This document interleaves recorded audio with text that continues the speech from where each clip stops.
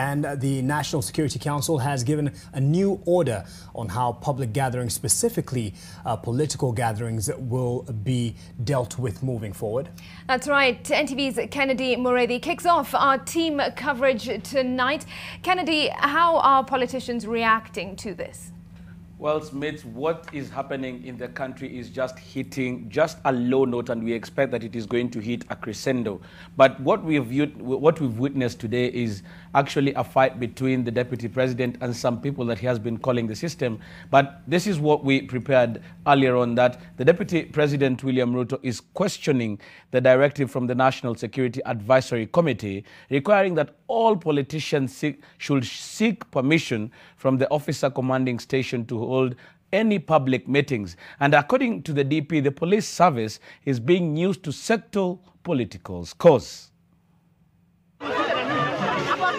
Recent ghastly scenes as politicians jostle in the 2022 contest, trying to outdo each other and sell their agenda to the electorate.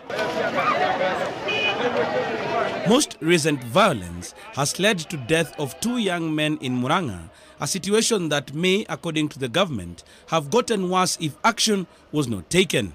Any person intending to hold a public meeting or a public procession shall A, notify the officer commanding station, OCS, that is OCS, of such intent at least 3 days, but not more than 14 days before the proposed date of the public meeting or procession.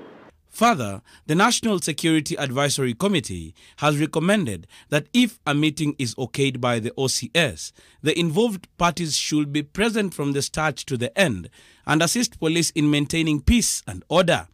They should also obey all orders from OCS or any officer above the rank of inspector. They must also bind themselves to be peaceful and non-violent. The conveners of such meetings shall keep to their designated places of public meetings or processions. Some individuals are taking advantage of the vulnerabilities in our population occasioned by the socio-economic shocks of COVID-19. In pursuit of cheap publicity, these individuals, in attempt to further their selfish political agenda, are inciting the youth who are fearful of their future. They are attempting to radicalize the youth to the point where they have fought and in one tragic incident killed each other. The most affected by the directive that has been issued today are Deputy President William Ruto and opposition leader Raila Odinga, who have been forced to organize Meet the People tours every time they go out on a Sunday service. They will now have to seek permission before they do these meetings, where it is not going to be guaranteed that that permission is going to be given to them. Political players must run their political errands. They should never recruit the police to run their political errands. The police have a job to do securing the nation.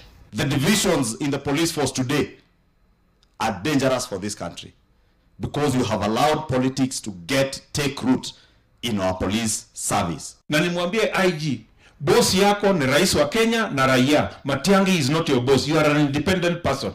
The government has also said it will keep a close eye on what is being broadcast or printed in the media outlets, as well as have a team that will monitor social media activity with a keen eye on your posts.